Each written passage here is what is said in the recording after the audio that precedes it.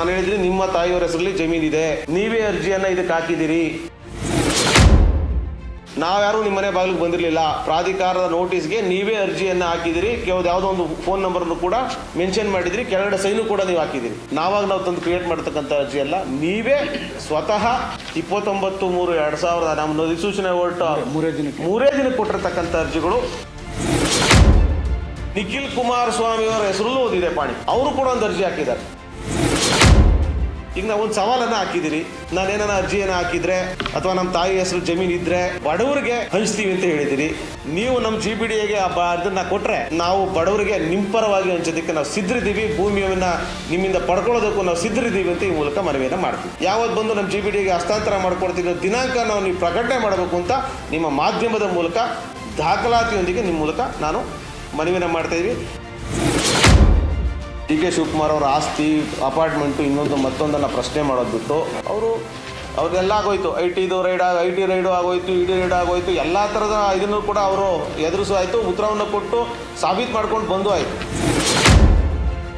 26/3/2025 ಅದೇ ಅನಿತಾ ಕುಮಾರಸ್ವಾಮಿ ಅವರು ಒಂದು ಅರ್ಜಿ ಇಲ್ಲಿಗೆ ಬರ್ತದೆ. ಯಾವತ್ತು ಬರ್ತದೆ? ಅವರೊಂದು ವಿಚಾರವನ್ನು ನಿಮ್ಗೆ ಹೇಳ್ತಾರೆ. ರವರಿಗೆ ಆಯುಕ್ತರು, ಗ್ರೇಟರ್ ಬೆಂಗಳೂರು ಅಭಿವೃದ್ಧಿ ಪ್ರಾಧಿಕಾರ ಬೆಂಗಳೂರು ಇಂದ ಅನಿತಾ ಕುಮಾರಸ್ವಾಮಿ SD ಕುಮಾರಸ್ವಾಮಿ, ಕೇತನಹಳ್ಳಿ ಗ್ರಾಮ, ಕೇತನಹಳ್ಳಿ ತೋಟದ ಮನೆ, ಬಿಡದಿ ಹೋಬಳಿ, ರಾಮನಗರ ತಾಲೂಕು, ರಾಮನಗರ ಜಿಲ್ಲೆ ಅಂತ ಬರೋದು. ಅವತ್ತನ್ನ ಇದಕ್ಕೆ ಅಡ್ರೆಸ್ ಕಳಿಸ್ತಾರೆ.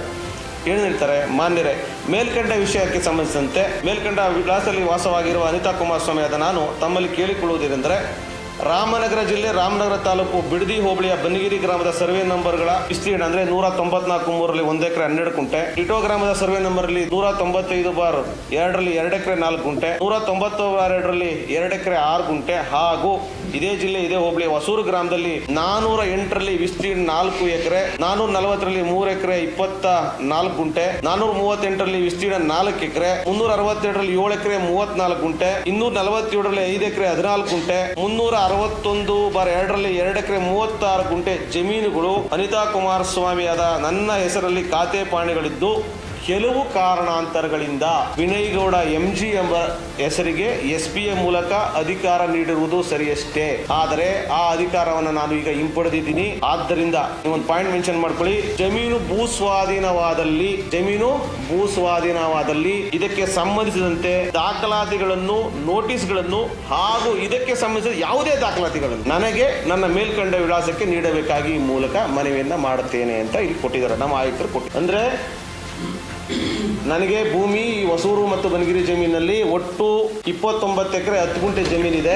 ಅನಿವಾರ್ಯವಾಗಿ ವಿನಯಗೌಡ ಅನ್ನೋ ಹೆಸರಲ್ಲಿ SPA ಮಾಡಿದ್ದೀನಿ. ನೀವು ಯಾವುದೇ ದಾಖಲಾತಿಗಳನ್ನ ವಿನಯಗೌಡ ಹೆಸರಿಗೆ ಕೊಡಬೇಡಿ. ಅಂದ್ರೆ ಅರ್ಥ ವಾಪಸ್ ತಗೊಂಡಿದ್ದೀನಿ. ಅಂದ್ರೆ ವಿನಯಗೌಡ ನನ್ನ ಬಂದು ಅರ್ಜಿ ಹಾಕ್ಬಿಟ್ಟು ಪರಿಹಾರ ತಗೋತಾನು ಅಂದ್ಬಿಟ್ಟು ನಾನು ಮೇಲ್ಕಂಡ ವಿಳಾಸಕ್ಕೆ ಯಾವುದೇ ದಾಖಲಾತಿಗಳು 2 ಸಾರಿ ಹೇಳ್ತಾರೆ. ಅಂದ್ರೆ ಏನು?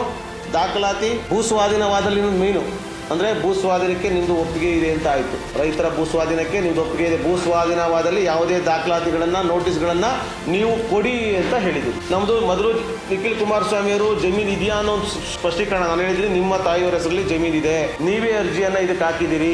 ನಾವ್ಯಾರು ನಿಮ್ಮ ಮನೆ ಬಾಗಿಲಿಗೆ ಬಂದಿರಲಿಲ್ಲ.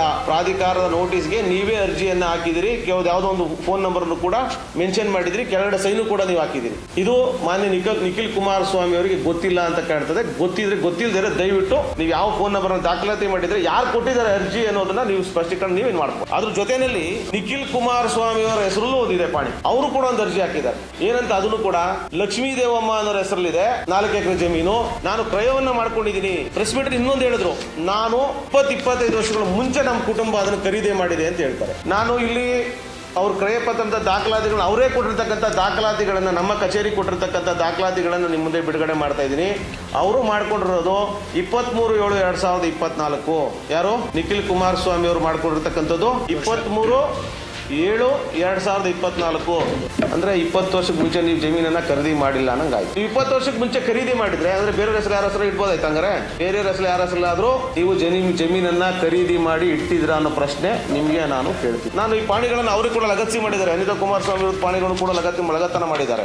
ಯಾವಾಗ SPA ವಿನಯಗೌಡ ಅನ್ನೋ ಹೆಸರಲ್ಲಿ ಮಾಡಿಕೊಂಡು ನಂತರ ಈಗ ಖಾತೆಗಳನ್ನ ಅವರು ಮಾಡಿಸಿದ್ದಾರೆ. DK ಶಿವಕುಮಾರ್ ಅವರ ಆಸ್ತಿ, ಅಪಾರ್ಟ್ಮೆಂಟು, ಇನ್ನೊಂದು ಮತ್ತೊಂದನ್ನ ಪ್ರಶ್ನೆ ಮಾಡೋದು ಬಿಟ್ಟು ಅವ್ರಿಗೆಲ್ಲ ಆಗೋಯ್ತು. IT ರೈಡು ಆಗೋಯ್ತು, ED ರೈಡ್ ಆಗೋಯ್ತು, ಎಲ್ಲ ಥರದ ಇದನ್ನು ಕೂಡ ಅವರು ಎದುರಿಸಾಯಿತು, ಉತ್ತರವನ್ನು ಕೊಟ್ಟು ಸಾಬೀತು ಮಾಡ್ಕೊಂಡು ಬಂದು ಆಯಿತು. ನಾವ್ಯಾರೂ ಕೂಡ ಇದನ್ನ ನಾವು ತಂದು ಕ್ರಿಯೇಟ್ ಮಾಡ್ತಕ್ಕಂಥ ಅರ್ಜಿ ಅಲ್ಲ, ನೀವೇ ಸ್ವತಃ 29/3/2000 ನಮ್ಮದು ಅಧಿಸೂಚನೆ ಹೊರಟು ಮೂರೇ ದಿನಕ್ಕೆ ಕೊಟ್ಟಿರ್ತಕ್ಕಂಥ ಅರ್ಜಿಗಳು. 2 ಅರ್ಜಿಗಳನ್ನು, ಒಂದು 29 ಎಕರೆ 10 ಗುಂಟೆ, ಇನ್ನೊಂದು 4 ಎಕರೆ. ಈಗ ನಾವು ಒಂದು ಸವಾಲನ್ನು ಹಾಕಿದ್ದೀರಿ, ನಾನೇನ ಅರ್ಜಿಯನ್ನು ಹಾಕಿದ್ರೆ ಅಥವಾ ನಮ್ಮ ತಾಯಿ ಹೆಸರು ಜಮೀನು ಇದ್ರೆ ಬಡವರಿಗೆ ಹಂಚ್ತೀವಿ ಅಂತ ಹೇಳಿದಿರಿ.